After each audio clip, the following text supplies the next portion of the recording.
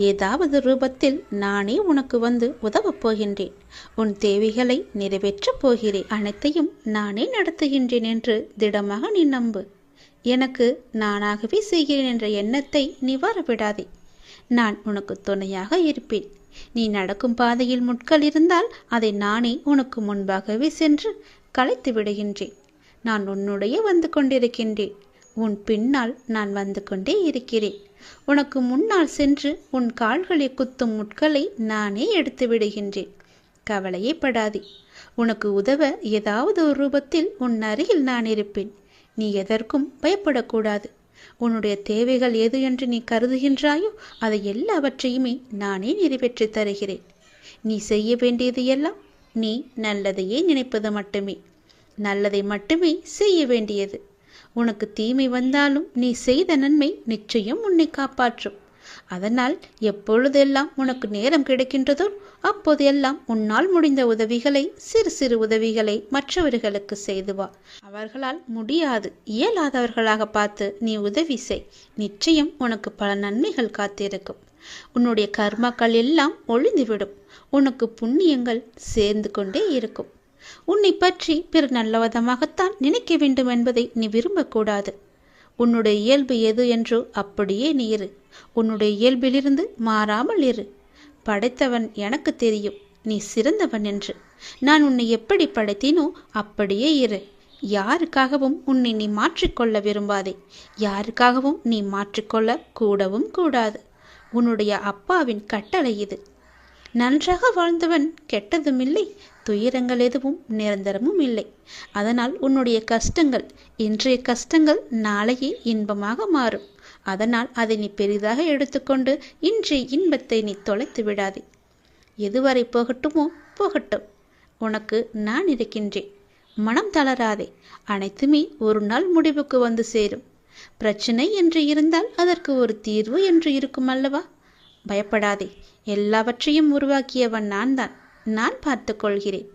எதிலும் பொறுமை, எங்கும் பொறுமை. உன்னிடத்தில் அனைத்து நல்ல பண்புகளையும் நான் கொடுப்பேன். உன்னுடைய கர்ம பலனை நான் கழித்து வருவதால் உனக்கு எல்லாமே தாமதமாகிறது. நம்பிக்கையை மட்டும் கைவிட்டு விடாதே. என்னை நம்பு. யார் விட்டாலும் நான் உன்னை கைவிடவே மாட்டேன். உன்னுடைய எண்ணங்களும் உணர்வுகளும் சிந்தனைகளும் செயல்களும் நம்மை சுற்றி இருக்கும் மனிதர்களுக்கு நல்லது மட்டுமே நினைக்கும், நல்லது மட்டுமே செய்யும் எனில் நீ என்னை தேட வேண்டிய அவசியமே இல்லை. நீ நல்லது செய்வாய் என்றால் நான் உன்னை தேடி நானே வருகிறேன். நீ என்னை தேட வேண்டிய அவசியமே இல்லை. அதனால் எப்போதும் உனக்குள்ளேயும் உன்னிடமும் நல்லது செய்ய வேண்டும் என்ற எண்ணம் உனக்குள்ளே எப்பொழுதும் இருந்து கொண்டே இருக்க வேண்டும். மனதில் தேவையற்ற எண்ணங்களுக்கு எப்பொழுதும் நீ இடம் கொடுக்காதே. உன் எண்ணங்களை என்னிடம் செலுத்திவிட்டு உன் கடமைகளை மட்டும் நீ செய். உன் செயல்களுக்கு நானே பொறுப்பெடுத்துக் கொள்கின்றேன். உன்னுடைய பல பிரச்சனைகளுக்கு உடனடி தீர்வு வேண்டும் என்று என்னிடம் கேட்கின்றாய். அதற்கு நான் ஒரு வழி சொல்லவா?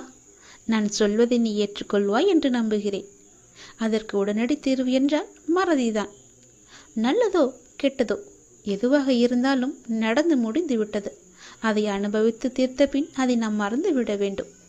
எதுவும் நடக்காதது போல இருந்து கொண்டு புதிய ஒன்றை நாம் தேட வேண்டும். அந்த புதிய ஒன்று நம்முடைய ஆனந்தத்திற்கு நம்மை அழைத்து செல்வதாக இருக்க வேண்டியது அவசியம். அதை நீ மறந்துவிடக்கூடாது. நடந்து முடிந்ததை நினைத்து நீ வருத்தப்படவும் கூடாது. நம்மை விட்டு போய்விட்டதே என்று கவலைப்படவும் கூடாது.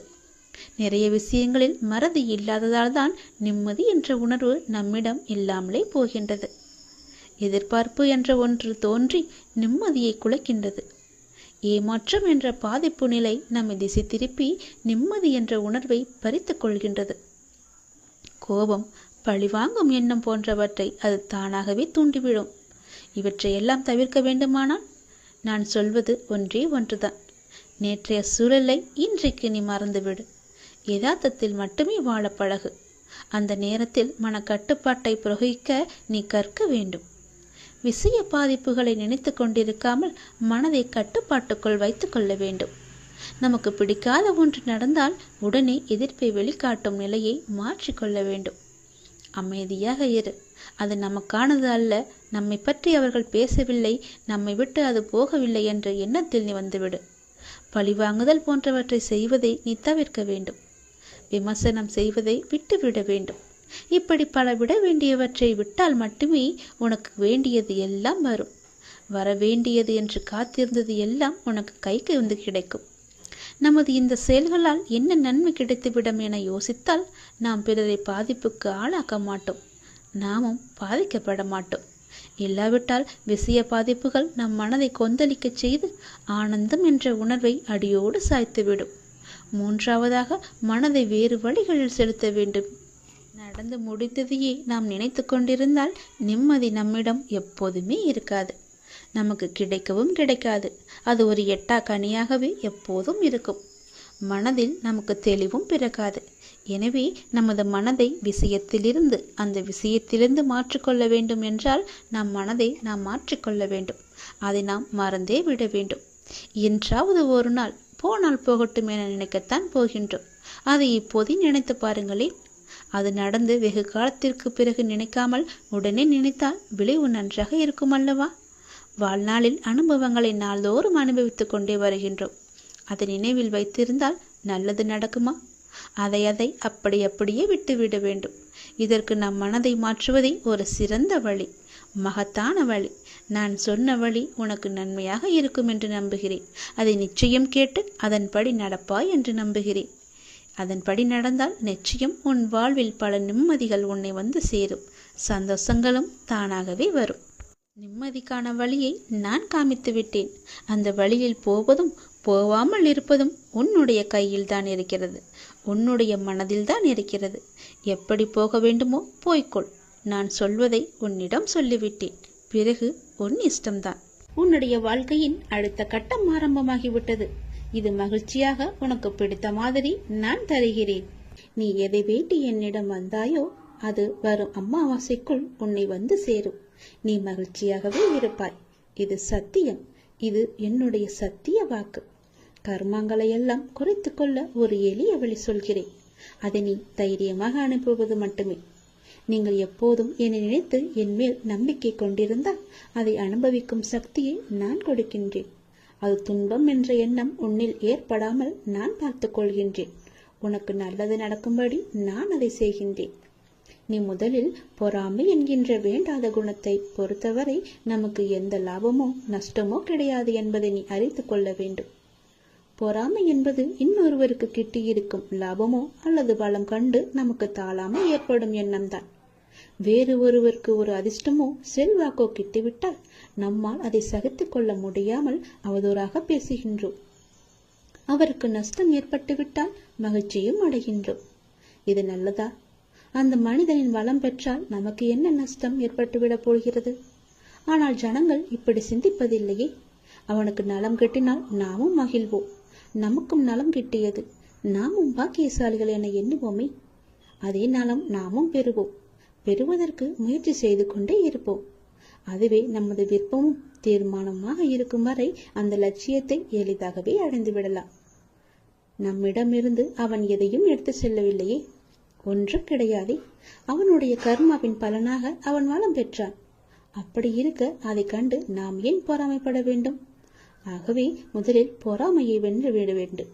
அதை தூக்கி எறிந்து விடு. உனக்கு நெய்ய வேண்டியதை நான் செய்கிறேன். உன் வாழ்வின் அடுத்த கட்டம் இந்த நொடி முதல் ஆரம்பமாகிவிட்டது.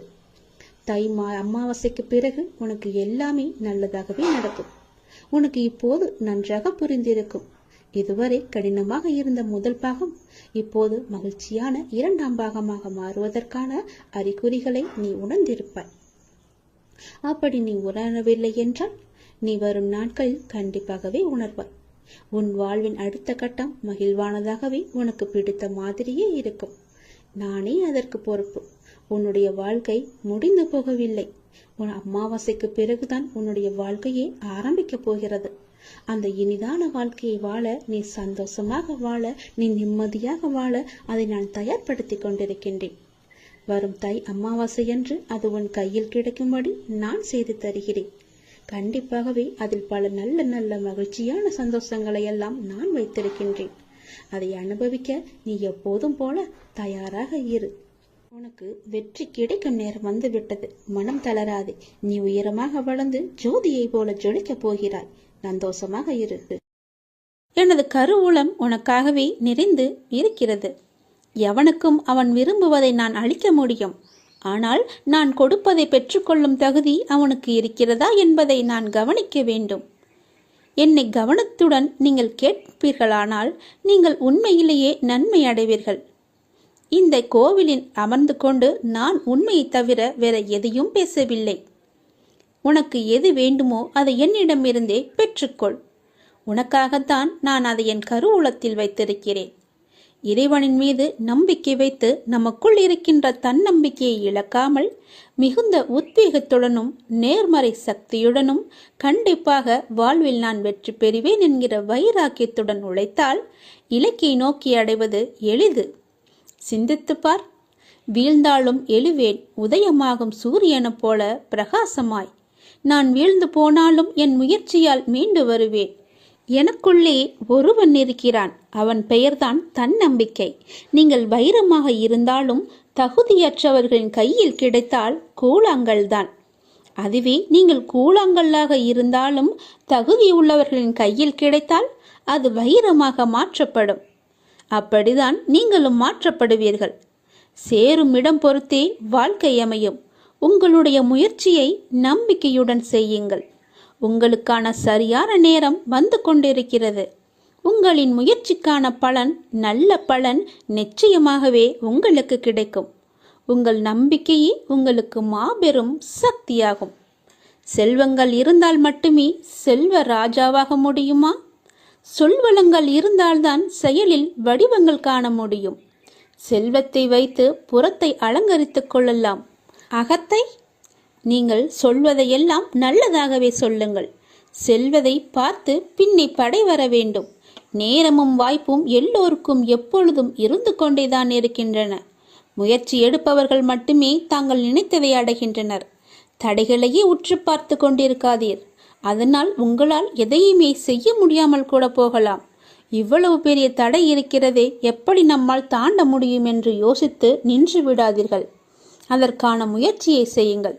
குறிக்கோளை உற்று பாருங்கள். தடைகள் எல்லாமே மறைந்துவிடும்.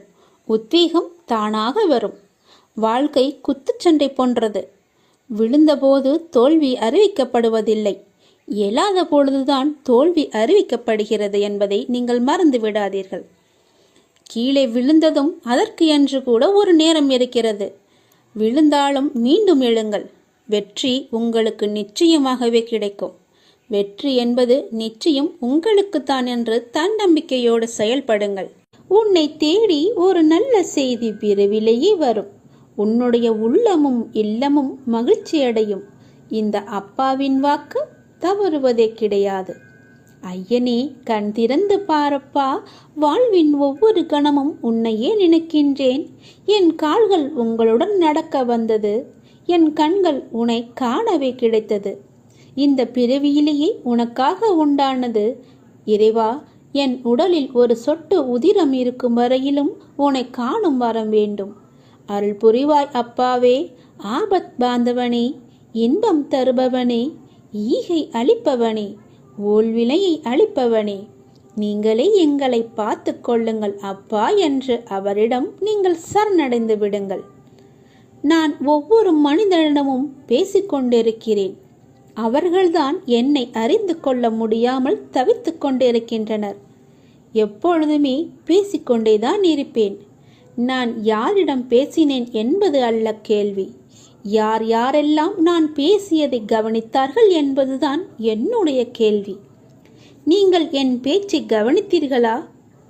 இல்லை இந்த காதில் வாங்கி அந்த காதில் விட்டீர்களா என்று நீங்களே கொஞ்சம் யோசித்து பாருங்கள். என் பேச்சை கேட்டிருந்தால் இப்படி இன்று இது ஆகியிருக்காது. உங்களோடு தொடர்பு கொள்ள இந்த பரந்த அண்டம், இந்த பிரபஞ்சம் முழுவதுமே நான் இயங்கிக் கொண்டிருக்கிறேன். ஆகவே இனிமேலாவது நான் பேசுவதை கவனமாக கேளுங்கள். போகிற போக்கில் நீங்கள் போக வேண்டாம்.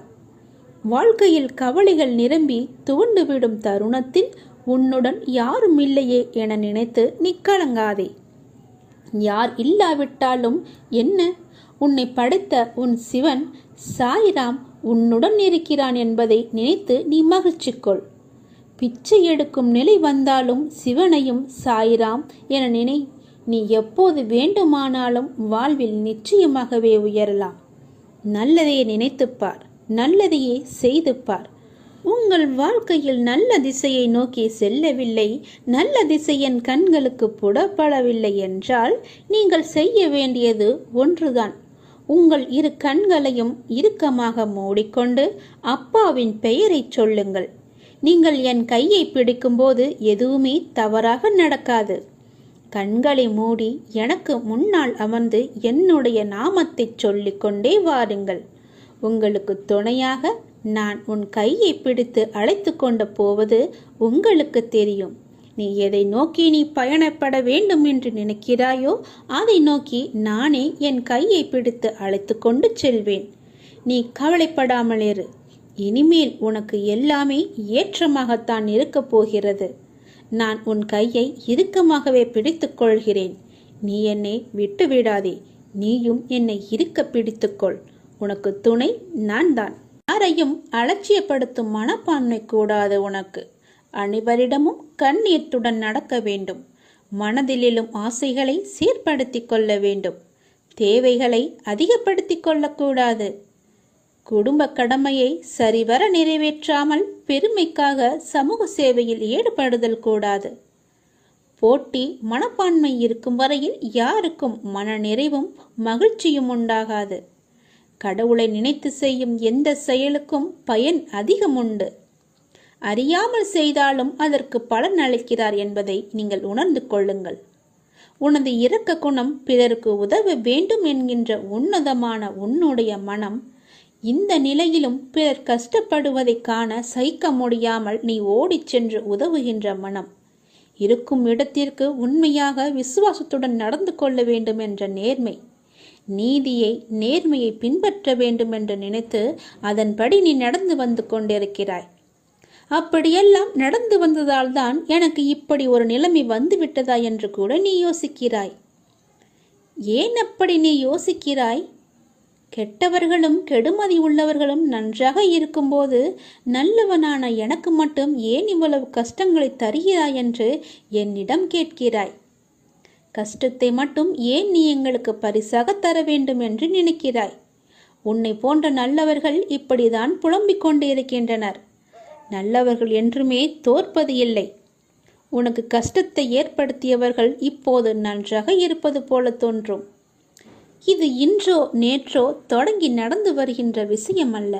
காலம் காலமாக நல்லவர்கள் புலம்புவது ஒரு தொடர்கதையாகவே போய்விட்டது. நல்லவர்கள் தங்களது எஞ்சியுள்ள கர்ம வினைகளையும் தீர்த்துவிட்டு முற்றிலும் சந்தோஷத்தை பெறுவதற்கே கஷ்டத்தை அனுபவிக்கிறார்கள். நான் உன்னிடம் பிரதட்சியமாகவே விளங்க இந்த தற்காலிகமாக நடக்கும் கஷ்டம். ஏனெனில் நான் நல்லவர்கள் மனதில் மட்டுமே என்னால் வாழ முடியும். கெட்டவர்கள் மனதில் என்னால் ஒரு நொடி கூட இருக்க முடியாது. இப்படி உன்னை கஷ்டப்படுத்தி நான் வாழ்வதால் என்ன பலன் என்று நினைக்கலாம்? நான் உன்னை பக்குவப்படுத்தி பெருமைப்படுத்துவதற்கு இதை உனக்கு வரப்பிரதாசமாக கொடுக்கிறேன். குந்தி தேவி, கிருஷ்ணா நன்மைகளை பிறருக்கு கொடு, உன்னை எப்போதும் நினைத்து கொண்டிருக்க துன்பம் ஒன்றையே எனக்கு கொடு என்று வேண்டினாள். அப்படி கேட்ட குந்தி தேவி கெட்டு போனாளா? அவளது பிள்ளைகளால் தர்மம் தலைக்கவில்லையா? எந்த சூழலிலும் மக்கள் மதிக்கின்ற தாய் என்ற சிறப்பு அவளுக்கு கிடைக்கவில்லையா? அதே போலத்தான் உன்னுடைய தகுதிக்கும் தாங்கும் சக்திக்கும் ஏற்பத்தான் கஷ்டத்தை நான் தருகிறேன். இதை உன்னால் சமாளிக்க முடியும். சோர்வு எதற்கு? அது உன்னை பலவீனப்படுத்தி சிந்தனையை முடக்கும், செயலை குறைக்கும், மந்த புத்தியை உண்டாக்கும். இதற்காக நான் உனக்கு கஷ்டத்தை கொடுத்தேன். இந்த நேரத்தில் நீ வேகமாக செயல்பட வேண்டும். உனக்கு ஏற்பட்ட துயரங்கள் எல்லாமே முடிந்துவிட்டு இனி நல்லதே நடக்கும். நமச்சிவாய. திருச்சிற்றம்பலம். சிவாய நமக. சிவசிவாய நமக.